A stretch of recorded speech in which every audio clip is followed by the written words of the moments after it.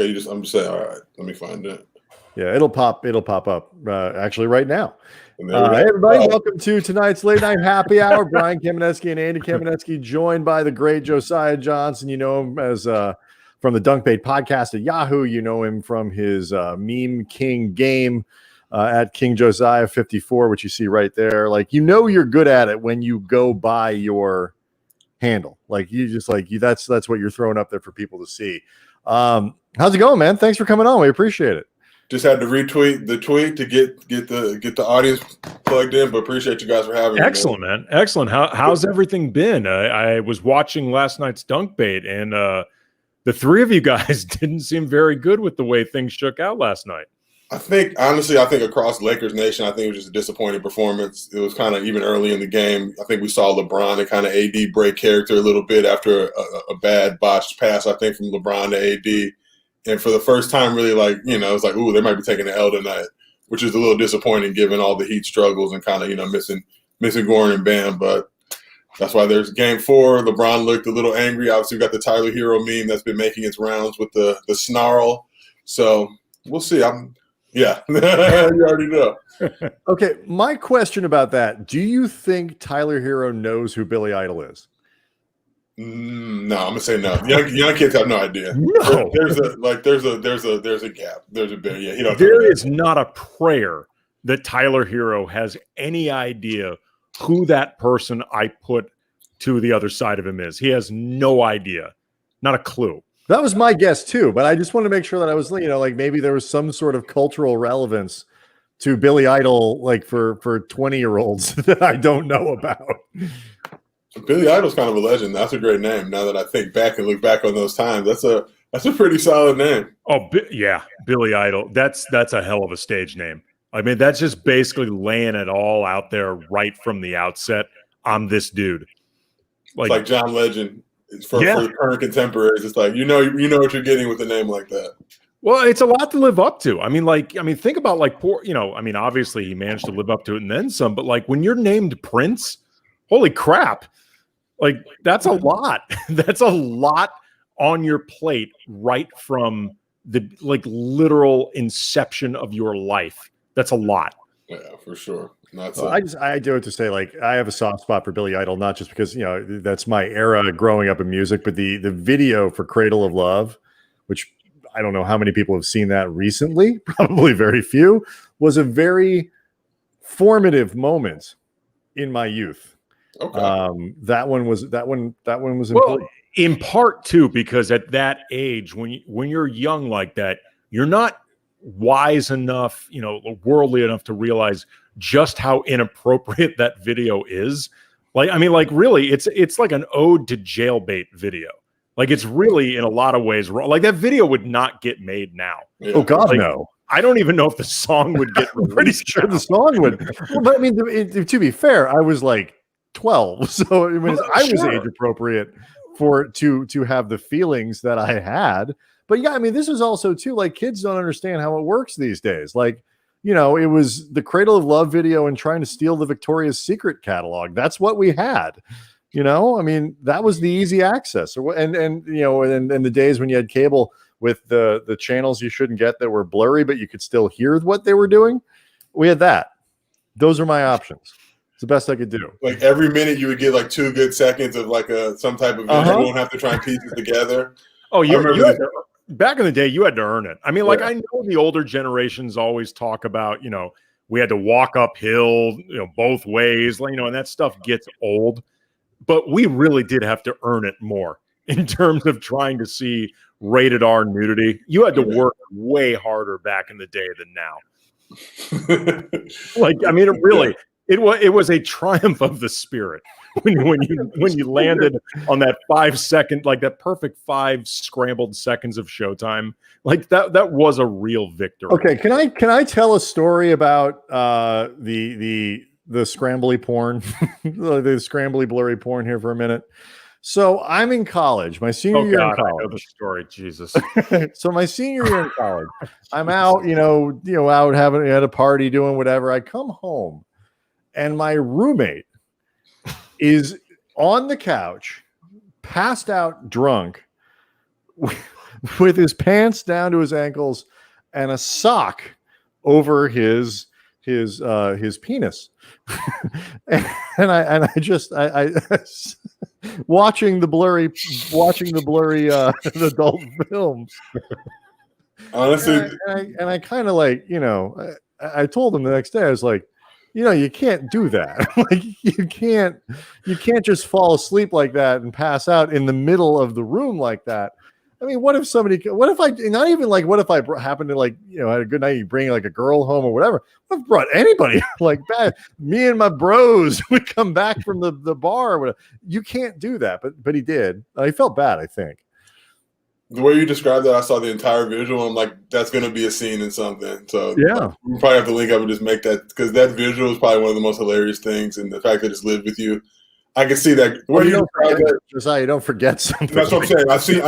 You see things that you never forget. And I felt that moment as you described it, and just knowing the pain that you had to probably endure, piecing it all together. Like, wait, dude. At least he was practicing safe sex. Yeah. I mean, let's say it was, I wouldn't blame her if she'd have been like, I gotta go. I'd been like, yeah, I understand. No, let's make this very clear. Andy was not the roommate. No, this is when I was in college. Not. We didn't go to college together. No, yes, the Spice Channel. That's exactly. I was on the other side of the country when this happened. Leave me out of this. Well, we're 7 minutes in, and Josiah totally regrets this appearance. Honestly, no. I used to talk a lot about hotel porn back in the day, because I think that's the thing about being a college athlete. People don't realize when you travel on the road, you get a free movie. They don't designate what that movie is.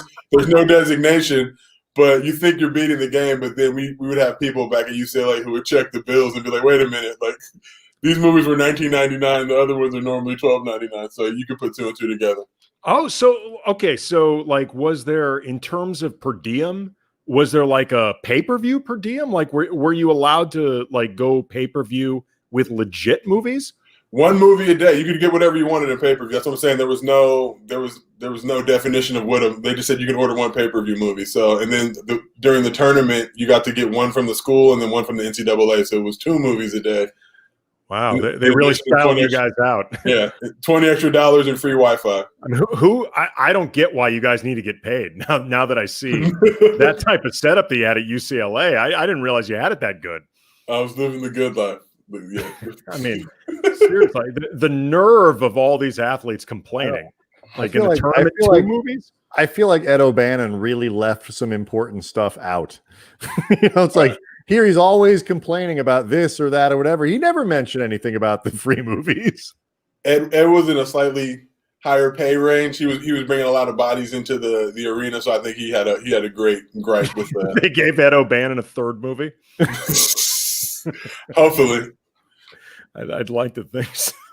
The good old days, the handshakes and all that good stuff. I know a lot of that stuff was going on at SC, not so much at UCLA. Obviously, we followed the rules and played. Oh, yes. Played by the book. Yeah, absolutely. I used to bartend at the Westwood Brewing Company in the like mid to late 90s up to the early 2000s. And let's just say some of the stories that I heard, there were some handshakes. There were absolutely some handshakes. We might have crossed paths. Bruco wasn't my first destination. Usually it was probably like the 4th spot if everything else wasn't cracking, but it definitely had like karaoke night and some other good stuff going on. Well, Bruco, when I was there, man, that place was wild.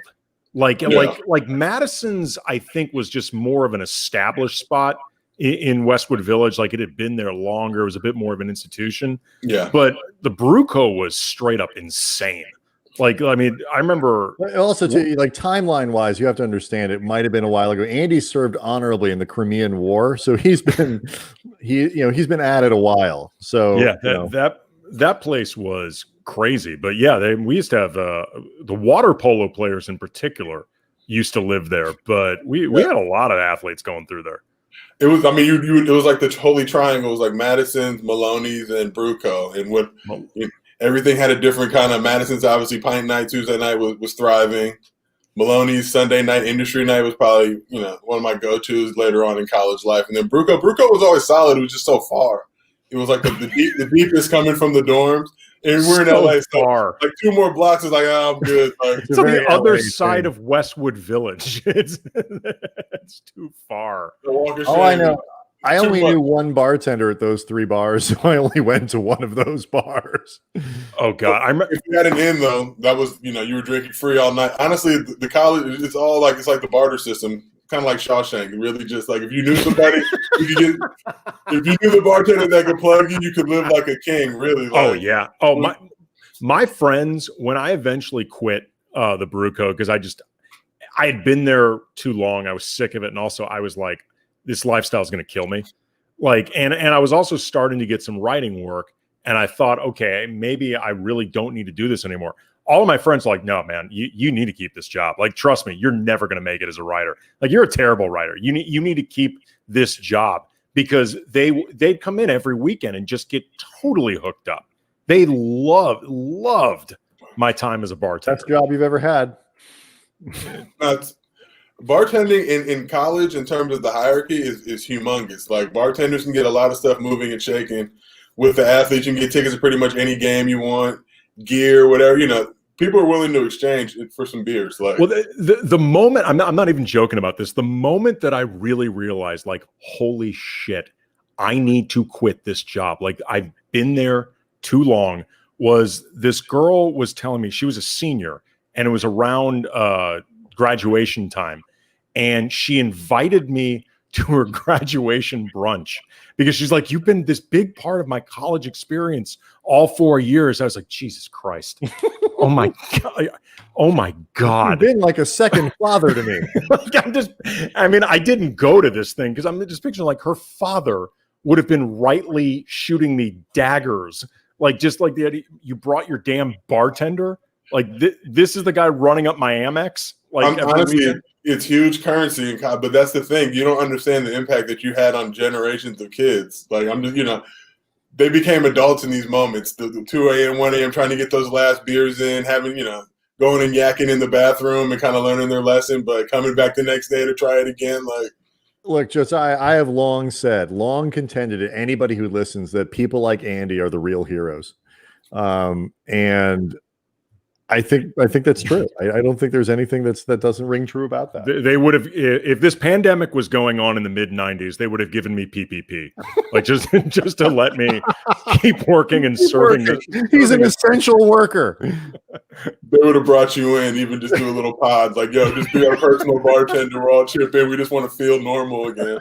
I can't even imagine, honestly, but even thinking about it, what those kids are going through. Imagine it's March. I can only imagine when I was in college, senior year in March. I know graduation's coming in June, kind of finishing up this thing, and now being told, like, yeah, you can't even, like, yo, just go home, it's over. Like, we'll mail you your degree. I get frustrated, but like, you can't, it's not like you can't be surprised by college students ignoring social distancing rules. Like, I don't think I'd have done it. I mean, I'm not, I know what I was like when I was 19, 20, 21. I would have been hanging out with my friends. It just feels like these schools are like ghost towns now, though. SC, UCLA, obviously, this should be like school just starting. This is like, it's supposed to be the best time of the year for college students. Black Sunday, all that good stuff. My favorite thing we've seen is like there's been some schools across the country where you go into this knowing there's no way in hell these kids are going to do what they're supposed to be doing, but they end up opening the campuses anyway. And then the kids get caught doing what they're not supposed to do, and they get kicked off campus, but they don't get the tuition back. I mean, like, at that, you're running a damn pyramid scheme at that point. Like, you're just setting up these kids to fail and to take their money. I saw something like Michigan or something like that. This kid was basically posted. They were getting quarantined, but he's posted like where they were quarantined. That was basically like a prison. Like, they got like a roll of toilet paper, and then like I'm just like, this is like real life here. It's like, and you can tell obviously kids aren't used to those type of conditions, so they were making like cries for help videos. Well, actually, it's funny you say that, because and you know the world of social media as well as anybody. This is really where these kids will never be able to pull off what they're doing. Like 20, 25 years ago, before social media, these kids could have all been breaking the rules without it being broadcasted. But now it's all ingrained in their head that they have to put everything on social. Yeah. which is how they get caught. I said even when this pandemic first started, it wasn't like people stopped doing stuff; they just stopped posting on social. But for them, that became even so tough to deal with that they still had to. And it's like, wait, people are in the background. I'm counting people. I see. This looks like a party. Like 1, 2. Well, look, shadows. Lou Williams can't count on his friends to keep him out of the lemon pepper wing thing. And if you're Lou, how do you take that photo with the Clippers mask on that they got from the bubble? Like it was, to me, it was like, I've been in those situations though, so I can't even hate, because obviously if social media was around when I was in college, I wouldn't have made it probably a year. Like I mean, so lucky. lucky. Speaking of that though, okay, you joined us tonight on I feel like tonight on the night you got to be feeling pretty good, because you put out 3 memes tonight off of the Trump thing that we saw earlier that were just like Salt Bay chef's kiss, kind of perfect. And like, did you take the pictures of those, Andy? I did not. I thought okay, you were it doesn't matter. We have other stuff we want to talk about, but like they're easy to find. Oh yeah, no, they're fun. But like, so see if I can do it real quick. But anyway, keep going. So like how quick is like that's fast? Like how quick is this stuff even available for you to like pull the clips and stuff like that? Like these things, like it just happened. I got already pulling Trump breathing heavily on the balcony there. This is the thing, and look, I know the space that I operate in, and I've often said I don't do this as like a ha joke thing. Like I want people to watch that video. I know the easiest way for me to do it is to correlate it to something that's going on in the world. I just so happen to be watching the Patriots game, watching Brian Hoyer, possession after possession, just squander opportunity after opportunity, and it's like, oh, let me. But there's always kind of a deeper thing behind it. But with this thing, I think just the state of the world that we're living in is. It's like every day. Like I've been around for 38 years, and this is probably the craziest I think I've seen. And that's LA riots, everything else we're going through, and that I've gone through in my life. Like this stretch is every day just gets more wild, more ridiculous. Yesterday was a parade. Today it was like, hey, look at me, but I'm gasping for air. But hey, I'm fine. And it's just like.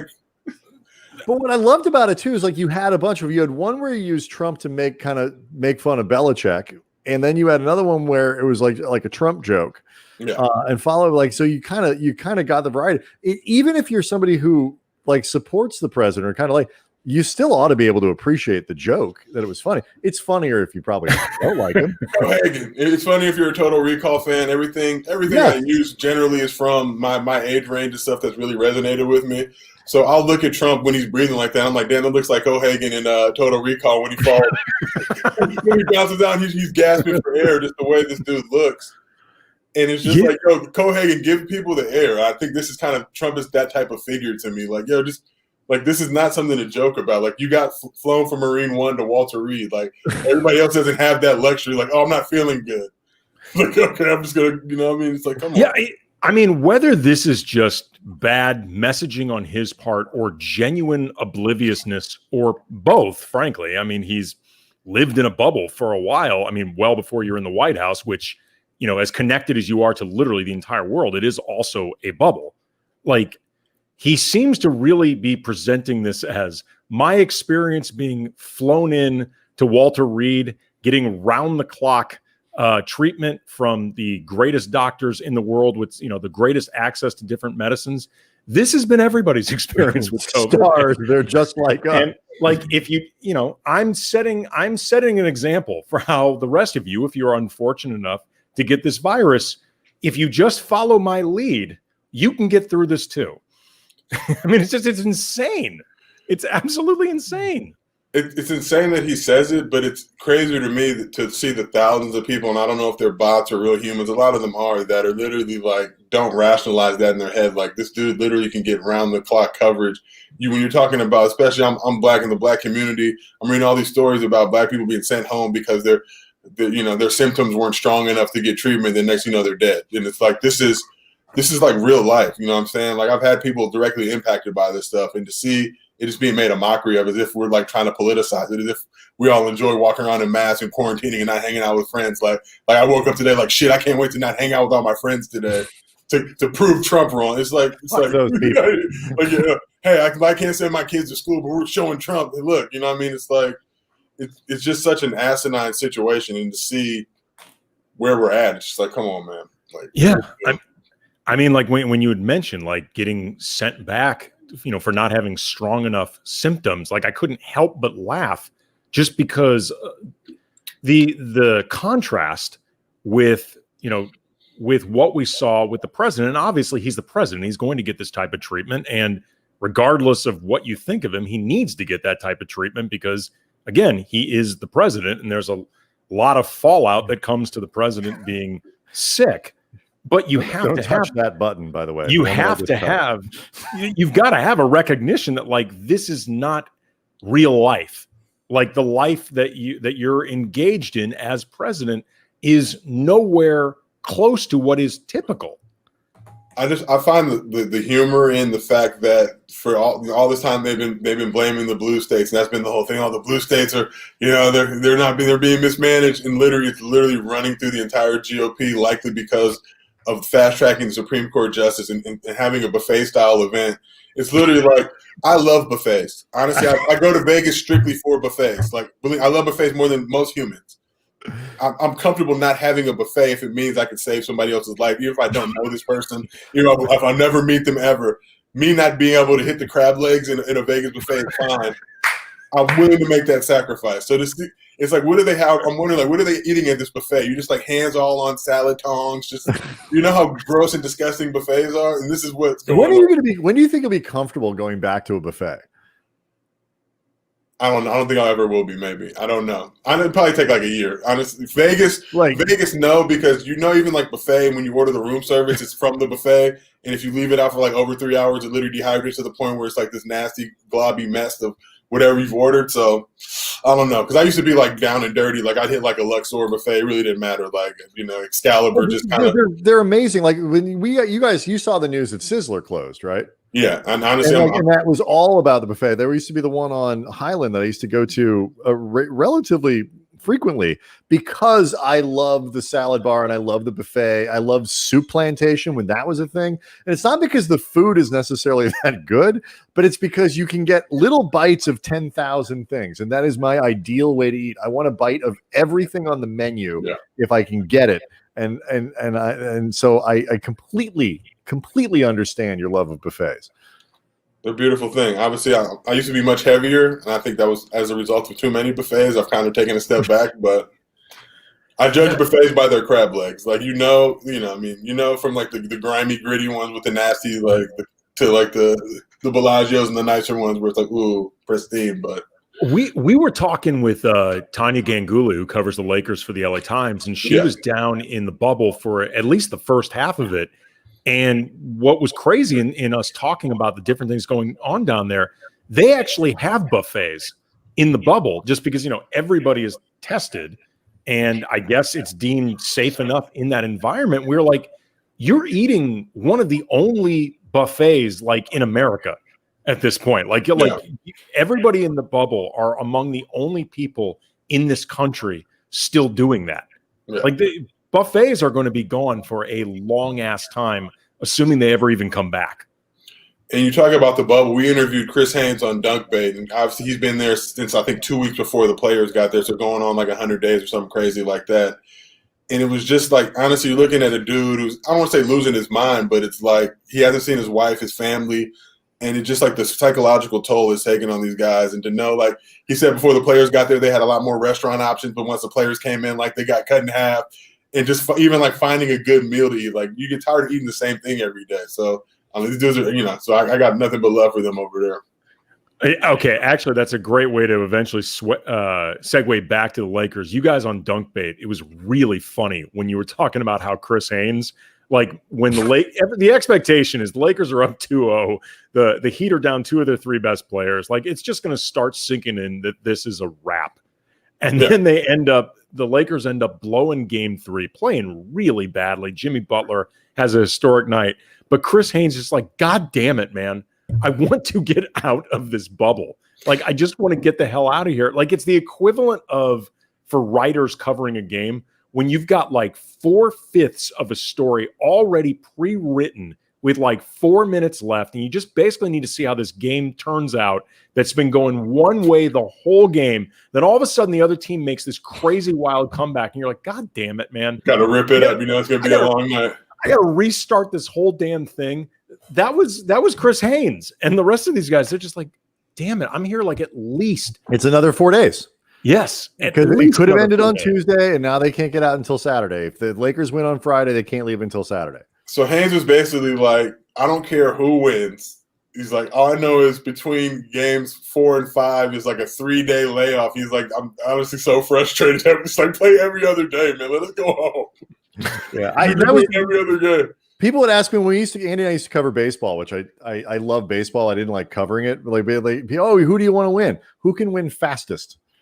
Like whoever can win in 2 hours and 23 minutes. That's what I want. That's all I care about. Our big saying in college was win or lose, no overtime. Like, let's get the thing over with. We don't need to be you were on the team, man. I wasn't playing though. So it's like when you're sitting watching, and that's like 3 hours of just like atrophy on your legs. Like so leave it on the court. We don't need extra time. Win this thing. Go for the win always. So what you're saying is there was a small part of Quinn Cook who was like, last night, just because as long as it cruised along, he's like, all right, we'll get him next time. Think about the guy on the end of the bench who doesn't get in the game if it goes like 3 or 4 overtimes. That's like a whole other game of sitting for them. Like, you know, like honestly, it's embarrassing. People see you. It's more embarrassing. Like, dog, I didn't see you get in the whole 4 overtimes either. You didn't get in the game or the 4 overtimes. I saw 6 guys foul out, and you still had your warm-ups on. You were still like, oh. Coach was playing with 3 guys on the floor. I didn't understand what he was doing. That's hilarious. It never dawned on me that the actual players would be like, all right, tick-tock, let's pick this thing up. Let's get it moving. It's not like we want to win the game. I just want to sit here for 3 hours. Like national TV games used to be the worst. It'd be like an extra minute on the timeouts. Like TV timeouts would be like 2.5. It was just like, dude, we got 8 of these. Like, let's go. Like, let's do it. Should have gone to Middle Tennessee. They're never on TV. Exactly. Their game's probably like hour and a half. Like, all right, in and out. You guys, there was another great conspiracy theory that you threw out that Andy and I thought was delightful. And if you can't see it, it says for people who are listening on the podcast too, what if LeBron and AD baited Kawhi into signing with the Clippers, knowing he would force a trade for Paul George and blow a 3-1 lead to the Nuggets? This is when you can really think about LeBron James and the true galaxy brain that he brings to the NBA, because that is a genius idea to sabotage the Clippers in that way. And then you turn around and just get AD. Like Bron Vito knew early on that what was going to happen. We knew we were getting AD. I feel like he kind of had an inkling that Kawhi was pump faking. He still got to go for it. Obviously, Kawhi's on the market. You want to take the meeting with him. We saw what the Warriors did. You know, everything is fair game nowadays. You can get 15 MVPs on your team. Like, that's just what it is. Nobody can say anything. But I knew deep down LeBron knew that Kawhi would try to be sneaky, be up to some mischief. He'd probably try to pull something because he wanted to come back to LA, but would he be willing to be, you know, potentially the third member of the Big Three? No. So he knew he would go to the Clippers. He knew he'd entice somebody to go. I'm sure LeBron surveyed the market with Rich Paul. Was like, probably PG. They'd be dumb enough to trade the whole farm to get that going. So literally just baited him into it. Because soon as Kawhi signed, and it's funny, I was at my boo's parents' house in Iowa when this whole thing went down. Literally was about to go to sleep. Saw the Kawhi news, thought I was dreaming, like, wait, this is crazy. Then, you know, saw the PG news, like, wait, what's going on? Woke up like the next 4 hours, just had to just, you know, probably drop like 15 memes. But they thought that they were going to do it. And Clippers fans were talking big. And now the excuse is, oh, they would have beat them if they, you know, could have beat the Nuggets. Like, you had that opportunity. That's what the playoffs were designed for, to give you that chance. That has always been a strange argument to me, that the idea of like, oh, yeah, if this team that didn't actually advance in the playoffs had advanced, this other team that was playing better would have lost. Like, is there any? I mean, what can you base that on at this point, having seen the way the Clippers played? LeBron and Laker hate. It's funny. I'm a LeBron guy. Obviously, LeBron came over. I was more than happy. I grew up a lifelong Clippers fan. My dad played for the Clippers. It was in the Donald Sterling year, so I have no regrets or anything of that nature for making the switch. LeBron obviously trumped everything. One of the happiest days of my life. Like, oh, LeBron's coming to the Lakers is glorious. Real quick, did you ever hear stories from your dad about Donald Sterling? Like, this is some racist weirdo that I happen to play for. Like, I mean, I'll let him kind of tell you all those stuff. But the one thing I will tell he tells the story. He was at like a Christmas party, and they basically like made all the players come in uniform. And so at this Christmas party, and they got a Santa Claus there, and somebody comes up to my dad and is like, yeah, Donald would really like you to go take a picture on Santa's lap. Oh my God. And my dad's like, yo, I'm not taking no picture on Santa's lap. So and then the guy, whoever told him, was like, well, look, he's going to be really disappointed if you don't do it. So my dad ended up doing it, but he ended up like cupping Santa's head like a basketball. Like, he basically kind of defiant, but just kind of like stuff like that. Like, he would walk into the locker room and just kind of looking at dudes as if it was like a slave market. Like, look at my thoroughbred horse. Look at this beautiful buck. Like, kind of deal. Like, well, I mean, it's well documented that, beyond the racism, the misogyny, all that stuff, he's weird as hell. Like, he is super weird. And I remember the one interaction I ever had with Donald Sterling. It was during the 2006 playoffs between the Clippers and Denver, when the Clippers beat Denver. And that was supposed to be the hallway series between the Lakers and the Clippers. And the Lakers blew that 3-1 lead against Phoenix. Oh, wow. But I was there covering it, I think, for the LA Times when the Clippers advanced. And I was in a scrum where Elton Brand was talking. And all of a sudden, Sterling like worms his way through this scrum to like congratulate Elton Brand, give him a hug. And then probably also, as you were alluding to before, take a look at his buck, squeeze his biceps or something. Right, exactly. Measure out his buck, his thoroughbred. Then he gives me this huge hug. Like, he like wraps his arms around me and gives this big hug. I'm like, dude, like, who the hell are? Like, I knew who he was, but I'm like, what are you doing? And then you just sort of realize, like, this guy has no sense of personal boundaries. He's just weird. Like, everything about those games, like, you said, like, the half times and the people come in to the Staples Center media room and Penny Marshall and like all these like weird people that he hangs out with. The whole experience was very odd. It was very noticeable going from a Clipper game to a Laker game. Obviously, in recent years, it's gotten a lot better. Lob City helped kind of repair some of that damage. Ballmer coming in obviously changed the makeup of the team. But back in those days, it was you could have a Clipper or a Laker game on Thursday and a Clipper game on Friday.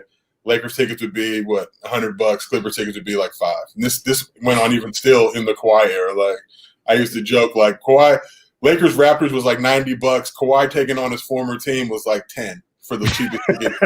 And this was like recent. Like, you know what I mean? It's like this, but this is what the Clippers are. Like, that's kind of, it's sad but then you listen, like, I listened to the Sterling Affairs pod, and it all started to make sense. Like, he basically, obviously, loaned the Buss family all this money to get the Lakers, saw how easy, I think Buss won a championship right in his first year with the Lakers. So Donald's like, well, shit, I can do that. Like, I'm richer than him. I'm better at real estate than him. I can do the same thing. And they're like, buys the Clippers. It's funny, though. You touched right there on something that can cause problems for a lot of owners across sports. When you said, I'm richer than him, I'm better at real estate, so I could win a championship.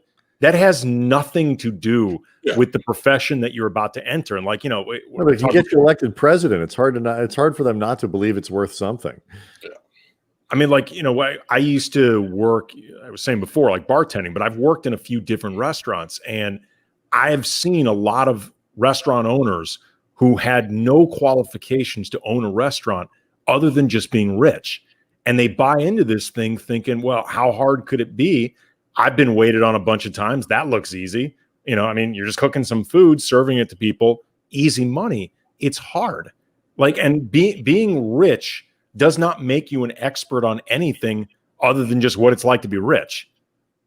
I compare the same thing, funny enough, to social media. And it's like, I'll do an event like, say, Super Bowl or whatever. I'll be at home, literally my kids running around, shirt off, barbecuing, whatever, watching the game, knowing that every different bleacher, all these different spots are having like 10, 15 person war rooms ready to go. Or whatever happens, we got to get memes out, whatever. And I'll end up outperforming them literally like just on my couch. But it just goes to show you have to learn that thing. And it's not like I'm saying it's easy. Like, it took me like 10 years to master this. But once you get to that level. And it's like you get rich people who just think, oh, I got money, I'll throw money at it, and that'll be the solution.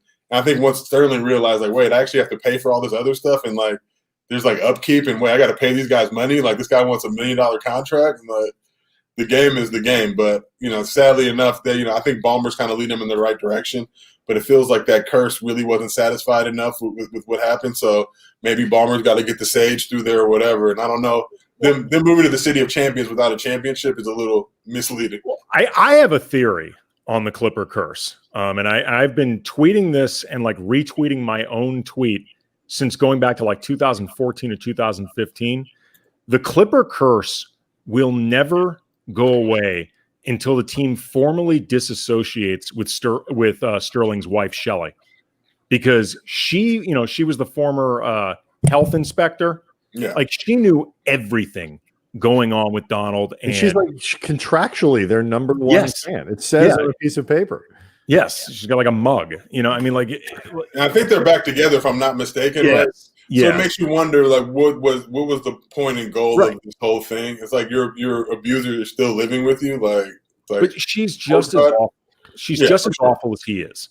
And until you formally disassociate with her, which will be the harder thing to do, that's going to require more paperwork. It's going to require more legalese, all of that stuff. But until you do it, that curse is going to hang over you. Yeah. And I think obviously they're probably going to have to just wait for the expiration date to hit. But if they haven't, because it's kind of like, to your point, it's been the elephant in the room. It's like we listen to all this stuff and we pretend like Sterling's not involved with the team anymore when literally his wife gets courtside seats and VIP parking and brings people there. It's like if you're a player and you have to look at that, like if I'm Doc Rivers, like, huh?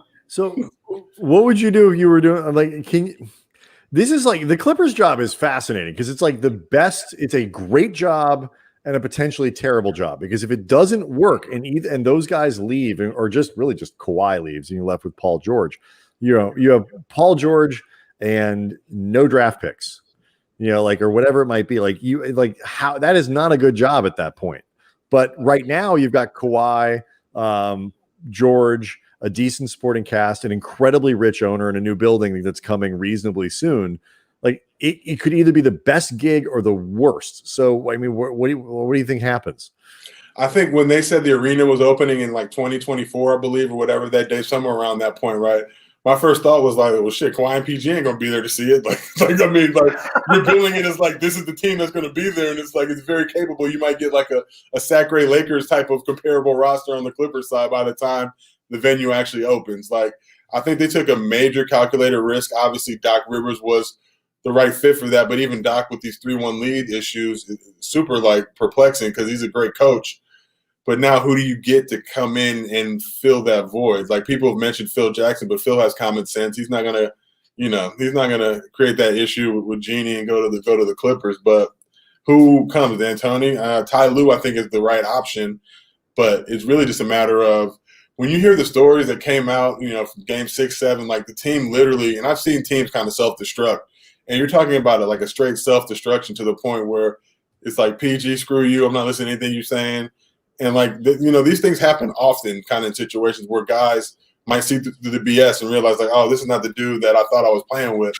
So really, where does this squad go? Obviously time heals all, and, these guys will have a couple months off to figure it out. But you pretty much had one of the greatest on paper, rosters, I think, in modern history that's been assembled. I think would be comparable to that 73 Warriors squad just in terms of, on paper, these dudes literally, even Lou Williams coming off the bench, like you've got, this is like a what else do you need type of situation. When they added Marcus Morris. You know what I mean? It's like they literally got better in the bubble. Like they came in the bubble already as the favorites and literally got better coming in with that squad to the point where I'm not gonna lie, I was legitimately like, yo, this is gonna go 6 or 7 guaranteed. And it's going to be a slugfest. And the Lakers could very easily lose this series. I think we all kind of realize that and realize the Lakers, ability to do that. So to see them struggle with the Nuggets, which is a kind of a sleeper team that nobody really respected, is like, hey, to see that happen with a 3-1 lead and like coasting and thinking like, oh, we've got the championship wrapped up. Not yet, players. Not yet. Well, there was not a team in the bubble who I think, adjusted worse to the bubble and just reacted worse to being there than the Clippers. Yeah. I mean, they seem to just despise it there, and after a while, despise being around each other there. I mean, Trez dealing with stuff he probably should have never. It would have been. I feel bad for him because he played so. I mean, he had such a great year, and he's one of these guys. It's not like Montrezl Harrell shows up in the league, with like a pedigree and and all this stuff. It's like he spends the first however many games he plays with Houston with people trying to figure out just how to say Montrez with adding the ol at the end, and so like nobody even knows how to say the guy's name, and he worked his way into being a sixth man of the year and getting a huge pay. I don't think anybody lost more money in the bubble than Montrezl Harrell, and it's not fair. I mean, like you say, there's a lot going on there, but he got hammered. I mean, I've said this is probably the hardest playoffs, and people will try to make the point, oh, there's no fans, whatever. But we're watching it, and obviously the NBA's done a great job with the bubble, no positive tests. The viewing experience is pretty great. Honestly, when they first rolled out the Jumbotrons and everything, I was really amazed, like, wow, this feels great. But then I thought about it, as a player, it's like you see the smoke and mirrors, that's not the same experience for you. Like you're looking at your family on a screen, as they're sitting at home, like plugged in on the Zoom. It's like, it's a wild, but this is what you come to every day. Like that energy that you feed off of, that home court advantage, all that stuff now out the window. So to see, and you have to be at Disney World for 3 months. Like that sounds to me like the most terrible idea ever. Like Disney World's great for like a day, maybe 2 if you want to stay in the hotel. It's Vegas. Feel the nostalgia. Yeah, do not like Vegas for like 90 days to me is like, no. Dude, I one time for work had to do Vegas for like 96 hours. I was ready to put a gun in my mouth at about 70. I was like, get me the hell out of here. Like, and I love to gamble. Like, I love to do the things you're supposed to be doing in Vegas. And I swear, by like around hour 60, hour 70, it's like, oh my God, if I hear those slot machines anymore, like it was getting too smoky for me. And I was a smoker.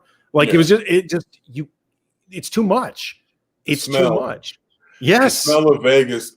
And I say it's like a city built by loser, right? So literally it's just infected. I mean, it's not a winter city. I'm just saying, like, people don't come there, if it was, it wouldn't be Vegas. Like, you come there to lose. That's the whole mystique of it. You have a good time while you do it. Go see some shows, whatever. Like, so just that smell, though, and that depression, like, you can just feel and sense just in the air. Oh. The air is not being recycled properly. Just I'm a big germaphobe now, even before kind of this Rona outbreak. Just I started to really think about all the stuff that doesn't get cleaned properly. And how disgusting people are, like people like, and this is just the world we live in. So that city to me changed. Like when I was a kid, I used to love it. Like then as I got like in the 20s, it was fine. But now I go back and it's like, me and my wife will go for like 18-hour trips. Yeah. That's it. Like get in, get out. Money's too hard to come by. I will say this: Vegas, even on its most depressing moments, Vegas is still not as depressing as when they first opened casinos in St. Louis on the East St. Louis side, like the riverboat casinos and all that stuff. And you go, first of all, the only place where the streetlights worked, just to give you an idea of like how the world works, in this country, the only place where the streetlights worked on the east side of the river was the street to the casino. Like, it's okay, white people, you can come. This road is safe. Don't leave the road, but like the road is safe. And like you could see it from space. So, but you get on there. You can get on there. It's true. It's safe, white people. It's safe. Come in here. They used to maintain the charade of making the boat move. Like, when you get on the boat, there's a cruising time. The boat leaves, it cruises for an hour, and it comes back. Because that somehow makes it more legitimate or less, I don't know what they were thinking. But, like, the boat had to move.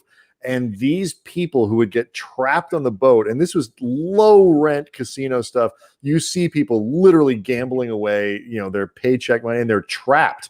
They can't even get off the boat because the boat is moving. It is the most awful thing ever. Reminds me of that movie Maverick with Mel Gibson. That's the visual I have in my head right now. And to your point, like thinking that you can't leave, like that's the whole hook. Once we get you here, we're going to get the money from you. Like we're getting our money back somewhere, some way, somehow. At least Vegas, like Andy and I, the first time we went, we tried to do an all-nighter, didn't work. Like you realize there's nowhere to sit in Vegas that isn't in front of a restaurant, a bar, or something you got to pay for. But at least you can walk out the front door and just wander around if you want. If you walk out the front door of a moving riverboat, you're going to drown. Like there's no option there. It's like come back in and give us your money. Like I remember we went to the Trippies talking about the overnight. We went to this wedding of a friend of ours, and we decided that unlike the rest of our friends, we weren't going to get a room. We weren't going to do anything like that. We were just going to stay up all night, then go to McCarran at like 8 in.the morning and go back to LA. Fucking rock stars, Josiah. Yeah, exactly. And both of us, like by 1 a.m, something like that, 1, 2, we had lost all of our allotted gambling money. Both of us didn't do well. And both of us had decided, like, I can't drink anymore. Like, I was really starting to be like, dude, I'm not feeling well. I cannot drink anymore. So we've got like this 5-hour period where we can't do anything Vegas has to offer. And we keep trying to like sit in a hallway or like sit like to the side of the casino, and they keep making us get up. So we're basically just doing laps around this casino with nowhere to go. And we get to McCarran, and right before we got on our like 8 or 9 a.m. flight, I went into a bathroom and threw up inside McCarran. It was just awful. Well, that's what Vegas gives you. You never know how you're gonna. I could hear right away when you guys said you were gonna stay up and do that. That just sounded like a terrible idea to me because by 1 a.m. I'm done. Like, let me sleep. I need at least a good 6-7 hours. Never worthless to the universe. Good question real quick before we move on from Granted LA. Does Luol Deng get a ring because the Lakers are still paying this man $5 million? I can honestly say I had not thought of that. He better demand his ring. You paid me $5 million to be a part of this team. I deserve a ring. Like there's an Earth 2 somewhere though where like Luol Deng isn't on the payroll. The Lakers have $5 million extra, and they go out and they get, I don't know, somebody else instead of, keeping Alex Caruso or doing some of these other things. And like the team is worse. Like it's absolutely, you can come up with scenarios where Luol Deng saved them. If I'm Luol Deng, do I get that direct deposit? Do I get like a big Lakers check sent to me every pay period? Like how do you get? I would want a big check. I think I would want a giant novelty check every single time. Like, Jeannie, where's the check at? I would actually offer to have them take like $500K off of that number if they sent each check as a giant novelty check. Give me a giant check, Jeannie. Give me a Lakers-sized check. Don't give me a Clipper check. All right. So what do you think? What are you thinking about tomorrow? Like, what were your biggest takeaways in terms of why the Lakers lost this game, and in terms of what you're looking for tomorrow night? I think one of my followers pointed out, and I forget who exactly it was, but it was basically like LeBron was watching football all day, which I realized and I remembered because I saw all the Dak posts and whatever. And I'm not to say, look, LeBron's a grown man. He's been in this spot before. We've seen LeBron kind of activate that 0 dark 30 mode, like where, I'm off social. I think he was in the bubble and he was probably losing his mind. So this time he's like, I still need to be able to interact and engage, so I'm not going to do that. It feels like this was just one of those games that's not, any Lakers fan watching that game, LeBron fan, this was from the jump probably one of the most ridiculous looking LeBron finals games. I'm just like the passes, like the stuff that was going on, like not being able to catch passes and LeBron making terrible decisions with the ball, which after a 0 turnover game previously, to have 7 or 8, whatever it was. Yeah. It's like you're not going to see that, I think worse. So you literally, this is, 20 free possessions that you gave them. In addition to, they kept it close. I thought when it was at halftime, I think it was like a 4-point lead. It was like, all right, they're going to get it together and kind of just finish this thing out. And we saw them make runs in the third, but I don't think we'll see that again. I expect them to come out and smack them by like 30 or 40 just to send a message to Jimmy Butler, but we'll see. I've been wrong. So I don't mean, this Heat team's playing inspired. Spo outcoached Vogel in that game, I will say, and somebody said Bam's playing tomorrow. I think Bam playing actually helps. I think it helps the Lakers. Yeah, it focuses them a little bit. Yeah, but Dwight seems to be a great matchup for Bam. He was having a little trouble with Olynyk and Myers for some reason. Just the shooting became an issue for him. So I think Bam, as funny as it is, adding their all-star back in the lineup make things a little bit easier for the Lakers. Well, it was so unusual to see the Lakers not necessarily play badly because they've had some games in the playoffs where they didn't play great, this was the first game where they looked genuinely unfocused, because this team's been pretty locked in since getting into the bubble. Like, even when they weren't playing well at the restart, I think they looked pretty locked in. And ever since the playoffs, they've been totally dialed in. It was last night. They looked disinterested. They looked completely out of sorts. LeBron and AD were both really sloppy. It's like they were mad at each. I don't know what it was, but they literally broke character in that first quarter. And LeBron said something to AD that you could tell was like, it was too much. It was just, I don't know if AD kind of shut down after that or what. I think he called him a white swan. Told him to put on his big boy pants. Put on your big boy pants, white swan. Let's bring this game home. But LeBron in the finals with this squad, with everything that's at stake, he's not going to get humiliated. I think he needed kind of that motivation and to let him know. It's kind of like back in the day when Kobe would kind of turn into facilitator mode. It was like, oh, you guys have a problem with my scoring? All right, I'll be facilitator guy. And now what? Oh, we need you to go score 50, Kobe. Like, that's what we learned. So, yeah, I mean, the whole thing. I am happy Jimmy Butler got, like, it is so hard to create a genuinely iconic game in a series you're probably going to lose. Like, Andy and I were talking about this last night. Like, LeBron made this, I forget the year, but like when Kyrie and Caleb were both hurt, and LeBron basically carries them through a competitive series on his own. Like, that's one of his most iconic series.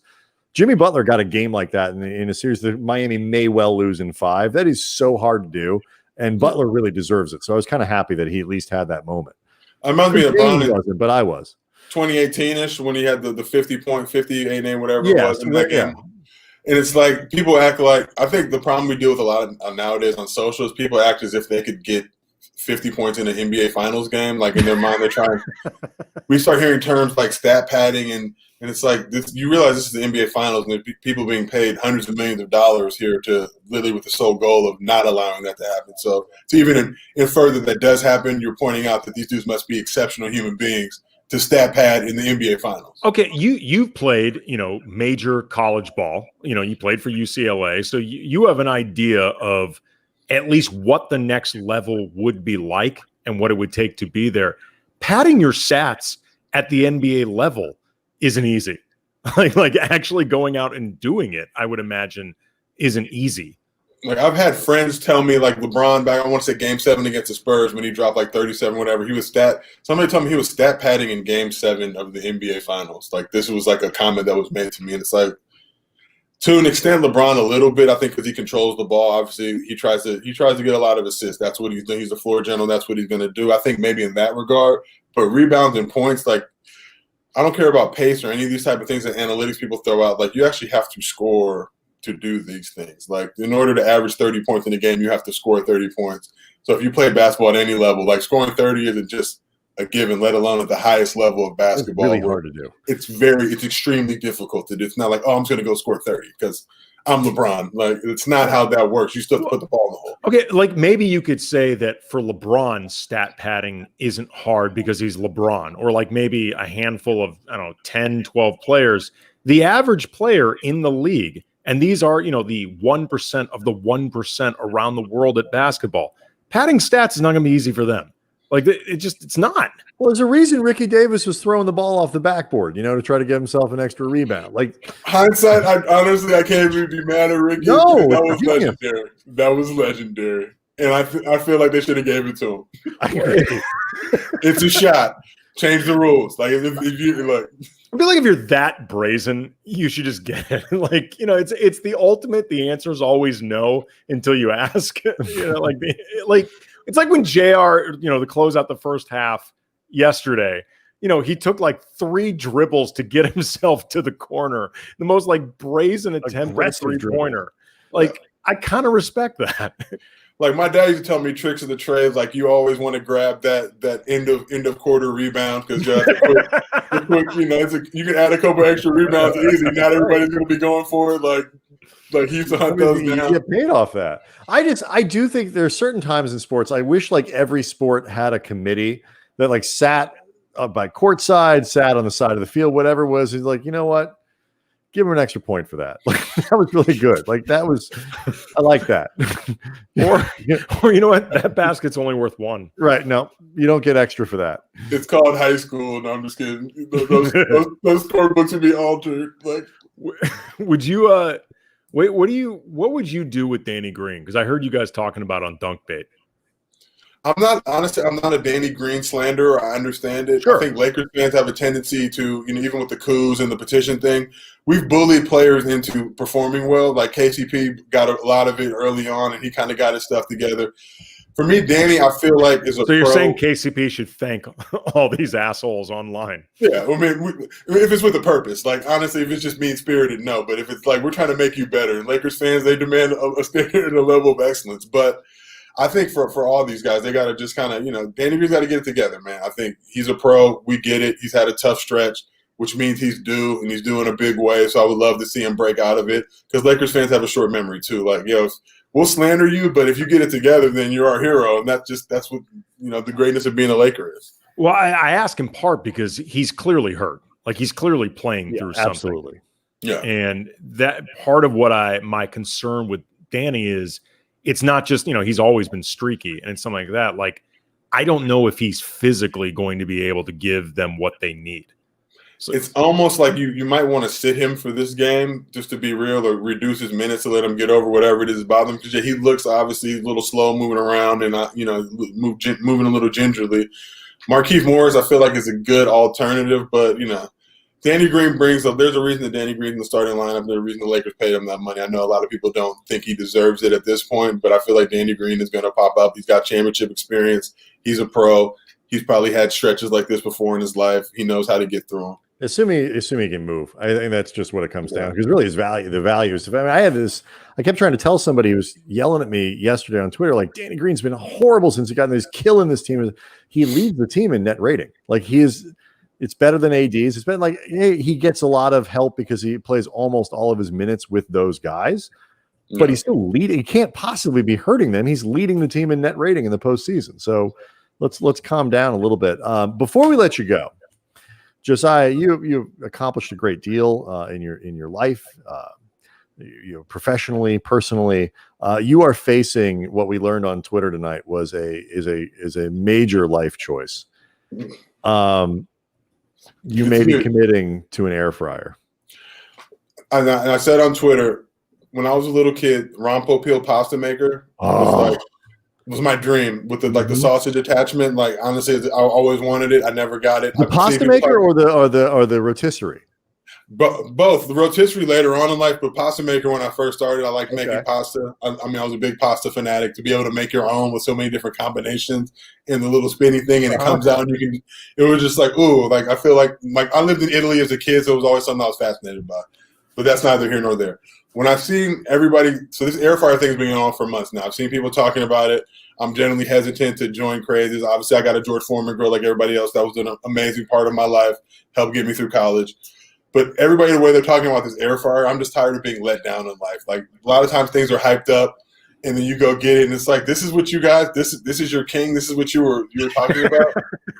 and it makes me so mad, whether it's movies, whatever, like, oh, you got to have this, you go eat it. It's like, this is not even that good. Like, but to see the way everybody's talking about it, but I actually had a buddy that I grew up with, Earl, who played at a San Diego State legend, hit me and was like, it was not that good. And it's not worth it. And I was like, wow, okay, because I got to respect you. Like, we grew up together. I know you wouldn't lie to me. You're trying to keep it real. So do you guys have air fryers? And if so, should I get one? Andy, do you have one? I do not have one. I've always, like you, I've actually been tempted to get one before because I've heard really good things, but I don't actually have one. Okay. All right. I do. And here's what I'll say. Is that what you made the fries in that one time? Yes. We were over there. Okay. Yeah. The fries were pretty good. They were pretty good. Yeah. We have one because with 3 kids, we have the sort of air fryer. You have choices to make here. We have the air fryer that serves as a lot of different things. It's another little oven. It's our toaster now.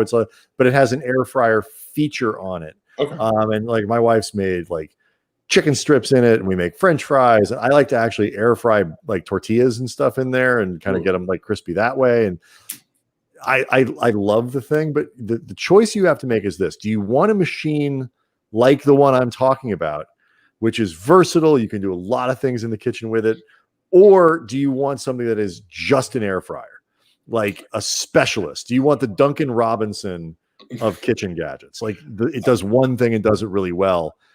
I need versatility. Yeah, I mean, which do you want value Lamar more? Odom? In life, I don't know. I need Lamar always. I think, when you look at a guy like Lamar who could play 5 positions, but the problem is all those features you just mentioned, I will not read the handbook enough to get to all of them, and I will never use No, you're just going to press air fryer and go. I'm never going to use any of them. I may experiment a little bit, but if it does all the things that you claim it can do, then I will definitely. So this is a nice piece of kitchen equipment, and we use it pretty much every day. But an air fryer is, I mean, you get past like the health, you can still make things unhealthy in an air fryer if you want them to be, but oh my God, it's well worth it. Like go get yourself an air fryer. Okay. I might have to do it. I said that I lean towards it. My cousin said he loved it. I trust him. He likes to eat good like me. So I'm going to do it. But if I don't like it, I'm going to be disappointed. I'm going to have a lot of people I'm going to need to come check. What's been holding you back? Just the idea of not being sure about it, or being let down, the price, like the letdown and the commitment I'll have to make. Like I saw Twitter in like 2010. I didn't really get on active till like 2017, just because I don't want to have to deal with it all the time. Like I knew it would consume a lot of my life, and I don't want this air fryer now to become my whole existence. Like I'm literally worried about in a situation like this, what I'm going to air fry tomorrow. What I just because I will do that. I'll get it. Like even with Postmates now, I'll spend hours on Postmates trying to figure out that exact thing I want, but knowing that I'll never find it. So I don't want to be putting that. Well, you know what it becomes? It like with Netflix or Hulu, you can spend like 30 to 40 minutes just scrolling through what they have, as opposed to just deciding on a damn movie or a TV show. Like there will be times where it's like, all right, I'm just trying to wind down, go to bed. Let me just go through Netflix, watch TV for like half an hour and go to bed. I'll spend half an hour deciding on what I want to watch and end up watching nothing. Exactly. And going to bed. So when it comes time for you to get this air fryer, are you the kind of, here's like, this is the question Sector Cruz asks, I want to get one, but which brand? Now, are you the kind of person who's going to go through like 200 different reviews and this and that or whatever? Are you just going to go get somebody? I had a few people suggest some. I'm going to go to Costco, see what they have to offer. That's kind of home base. I had another person send me an Amazon link for one that looked good. It was like the $200 range. I don't know if I want to commit to that amount. That was my biggest gripe with the Ron Popeil pasta maker back in the day. Price point. I'm a frugal guy. Like, I'm not going to get this just because those payments aren't as easy as you claim, Ron. Here's the key. Like you have to make sure. I guess either if you want to make a sound investment, or you want to guarantee that you just do it and get out of your own way. Alcohol with those, as seen on TV ads, that's the combination that leads you to buying these things. Oh my God. Like I remember one time I was at the Chimney Sweep in Studio City, this bar, and I was pretty hammered. And like a week later, a package arrived, and apparently at Chimney Sweep, I had ordered this double CD of Easy Rock that I saw on one of the TV commercials. It was like Christopher Cross and like Steal and Away. You sent it to the bar? No, I sent it to me. Oh, good. I think I went to a payphone, I think, inside the Chimney Sweep, and just drunk ordered this thing off the commercial inside the Chimney Sweep. Like I didn't even remember doing this until I was like, when the hell did I order this? And I looked at like the order date. I'm like, oh yeah. Okay. Yeah, that makes sense. All right. That's sort of now remembering really want to have the Pilato song at my disposal. I will say that there has never been, no infomercial ever had anything better as a better tagline than set it and forget it. Like that is the ultimate. I was too young to really be able. It was too complicated with the attachments. But the way they used to cook that prime rib on there, and then you would slice into it, I knew it was fake. I grew up in LA. I know Hollywood. I did not care. I wanted that machine. I did not care. Granted, LA. I bought in color World War II DVDs because of alcohol. Never watched them. Hey, you gotta put those on.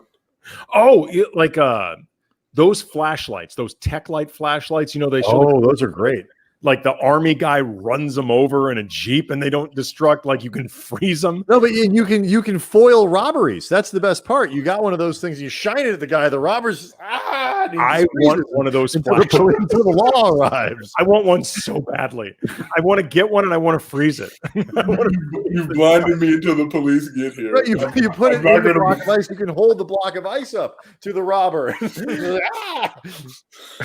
It's all right. I don't need to call 911. I have this flashlight.